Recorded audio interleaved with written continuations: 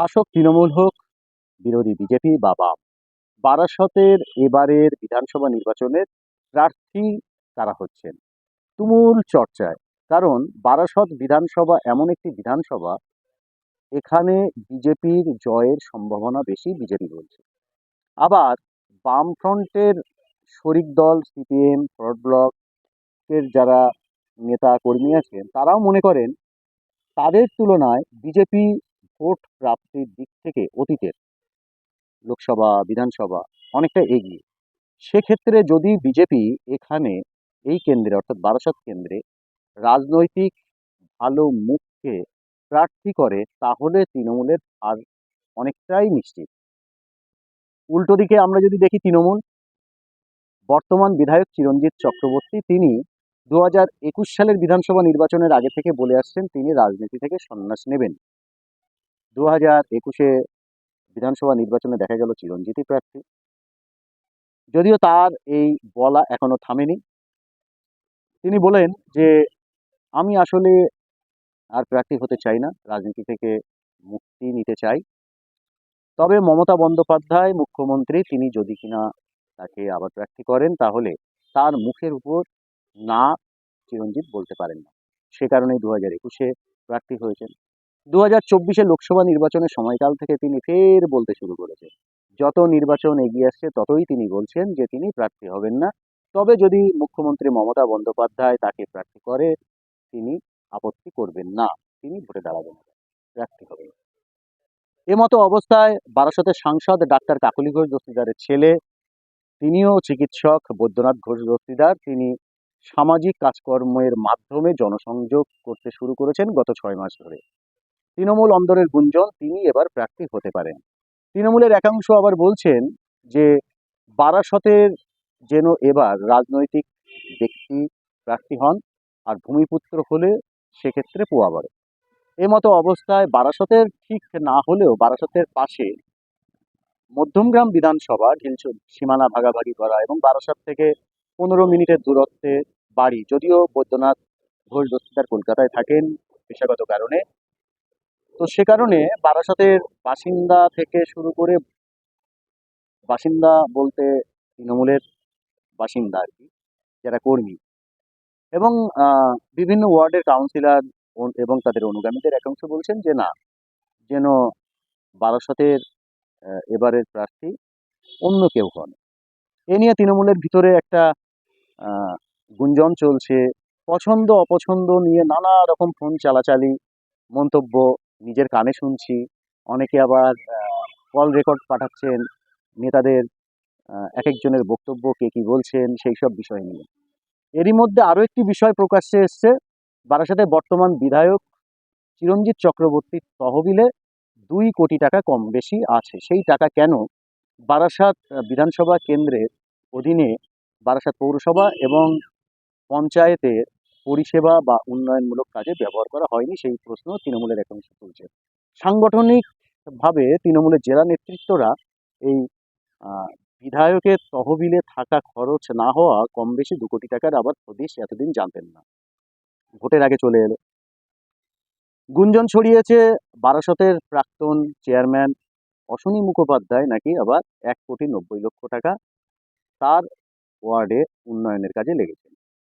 এখন এই অশ্বনী মুখোপাধ্যায় এবং তার স্ত্রী দুজনেই কাউন্সিলর। তো স্বাভাবিকভাবে এই দুই ওয়ার্ডের মধ্যেই টাকা বন্টন হতে পারে 1,90,00,000 টাকা, এমনটা রটেছে। যদিও ফাইনালি এই 1,90,00,000 টাকা ভবিষ্যৎ বা এটা ব্যয় কবে, কোন খাতে, কিভাবে হচ্ছে সে নিয়ে এখনো কোনো পক্ষই মুখ খোলেনি। এগুলো চলছে গুঞ্জন। বারাসাত তৃণমূলের সাংগঠনিক জেলার যিনি চেয়ারম্যান সব্যসাচী দত্ত, তিনি আবার নাকি বারাসতের প্রার্থী হওয়ার দৌড়ে আছেন, এমনটা তৃণমূলের অপর এক অংশ বলছেন। তৃণমূলের যারা বলছেন রাজনৈতিক ব্যক্তিত্ব প্রার্থী হোক এবার, তারা মূলত বলছেন এবং সব্যসাচীর নাম তারা কিন্তু নিজেদের মধ্যে আলোচনা করছেন। সাধারণ তাদের পরিচিত অনুগামী যে সমস্ত কর্মীরা আছেন, তারা যখন জিজ্ঞাসা করছেন, তারা কিন্তু সব্যসাচীর নাম বলছেন।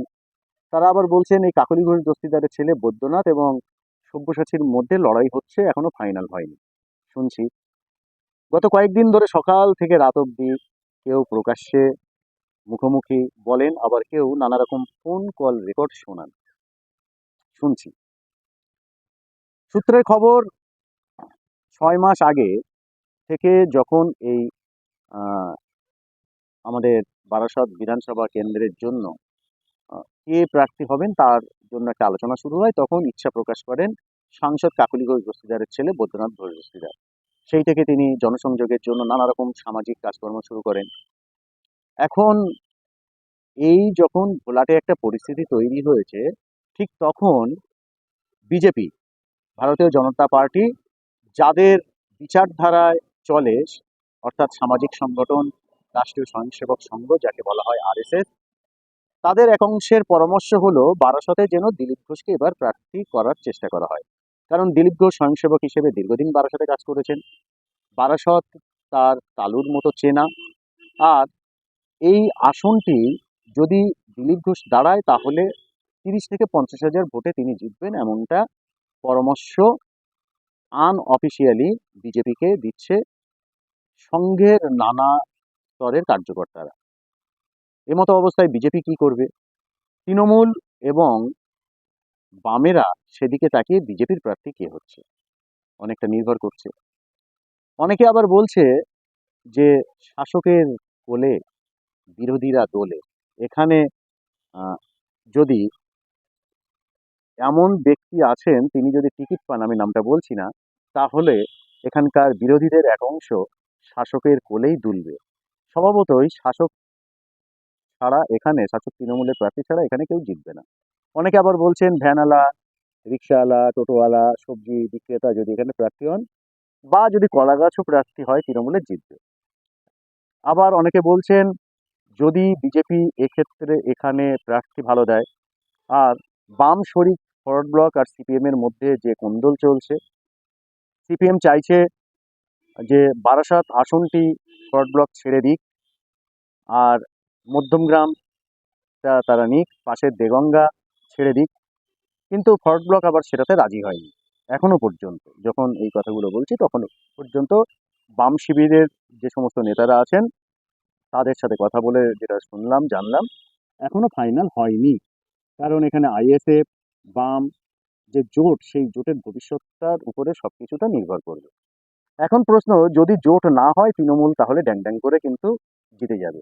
আর যদি জোট হয় তাহলে কি হবে?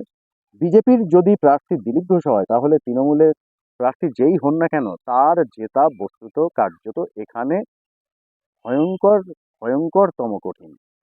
কারণ বারাসাত এমন একটি শহর, এখানে বিজেপির সংগঠন দুর্বল হলেও এখানকার ভোট শক্তি অনেকটা কিন্তু বিজেপির পক্ষে। এসআইআর এ যদি একটা অংশের হিন্দু ভোটারদের নাম থাকে, আর যদি দিলীপ ঘোষ এখানে প্রার্থী হয়, তাহলে 30 থেকে 50 হাজার ভোটে দিলীপ ঘোষ জিতে যাবে, এমনটা রাজনৈতিক সচেতনদের অনেকেই বলছেন। এখন তৃণমূলের বক্তব্য, যদি এখানে দিলীপ ঘোষ প্রার্থী হয় তাহলে কাকলি ঘোষ দস্তিদারের ছেলেও যদি প্রার্থী হয় কি হবে? এমন নানা রকম গুঞ্জন ভোটের আগে যেটা স্বাভাবিক হয়ে থাকে সেটাই হচ্ছে। প্রশ্নটা হলো, আমার কাছে যতটা খবর, যে প্রার্থী হওয়ার তালিকায় এগিয়ে কিন্তু ডাক্তার কাকলি ঘোষ দস্তিদারের ছেলে চিকিৎসক বৈদ্যনাথ ঘোষ দস্তিদার। এখনো যদিও ফাইনাল হয়নি যে এখানে তৃণমূলের ফাইনাল প্রার্থী কে হচ্ছেন, বিজেপিরই বা কে হচ্ছে, আর বাম তাদের শরিকের কোন দলের, অর্থাৎ সিপিএম নাকি ফরওয়ার্ড ব্লকের কে হচ্ছে, কংগ্রেস তো আছে, আর জোটের ভবিষ্যৎ কি? আর কয়েক সপ্তাহের মধ্যে ভোটের নির্ঘণ্ট ঘোষণা হবে। এখনো যদি বিরোধীরা প্রার্থী ঘোষণায় এতটাই দিশেহারা হয় তাহলে ভোটাররা কি ভরসা করবে? সাথে তো আছে লক্ষ্মীর ভাণ্ডার, সাথে আছে সরকারি কর্মচারী এবং সিভিক থেকে শুরু করে আশাকর্মী, এরকম নানা স্তরের যারা কন্ট্রাকচুয়াল আছেন তাদেরও টাকা বেড়েছে। এর প্রভাব তো ভোট বাক্সে পড়বে। আর এসআইআর শ্রীমান তিনি কি করবেন তার তালিকায় সবটা নির্ভর করছে এমন অনেক সমীকরণের উপরে। আপনাদের কি মনে হয়? এবার বারাসাতে জয়ের পাল্লা ভারী কোন দিকে, শাসক তৃণমূল নাকি বিজেপি? অনেকে আবার বলছেন সিপিএম খেলবে। কি খেলবে তারা? সত্যিই কি পারবে খেলতে? আবার অনেকে বলছেন সিপিএম এবার এমন ফল করবে সেটা নাকি আমরা ভাবতেই পারছি না। সে তো 2016 সালের বিধানসভা নির্বাচনে দেখেছিলাম, কিন্তু বাস্তবে যদিও আমি মোটামুটি 4টে জেলা, একাধিক বিধানসভা ঘুরলাম, কোথাও সিপিএম সম্পর্কে বা বাম সম্পর্কে এরকমটা এখনো শুনিনি। এই যে পরিস্থিতি তৈরি হয়েছে, যেখানে যদিও বারাসতের মতো কেন্দ্র সংখ্যা কম, যেখানে খোদ শাসক তৃণমূলই নানা রকম বিপাকে পড়েছেন প্রার্থী বাছাই করতে, আর উল্টো দিকে সিপিএম এর থেকে, সিপিএম এর প্রার্থী যদিও বাইরের কেউ হতে পারে না, বিজেপির যেটা সম্ভব, দুটোই যদিও ক্যাডার বেস পার্টি, বিজেপির প্রার্থী হতে টিকিটের চাহিদা অনেক বেশি, অনেক বেশি। তৃণমূলের পরে বিজেপির প্রার্থী হওয়ার তালিকা অনেক বেশি। কোন অঙ্কে, কোন অঙ্কে, কোন কারণে বাংলায় বিধানসভা নির্বাচনে বিজেপি এবং তৃণমূল এগিয়ে, কোন অঙ্কে বিজেপি এবং তৃণমূল পিছিয়ে, সেই বিশ্লেষণ অবশ্যই করব পরের পর্বে। ততক্ষণ দেখতে থাকুন, শেয়ার করুন, আর চ্যানেল এবং পেজটি ফলো করুন, সাবস্ক্রাইব করুন চ্যানেলটি, মন্তব্য করবেন আপনারা।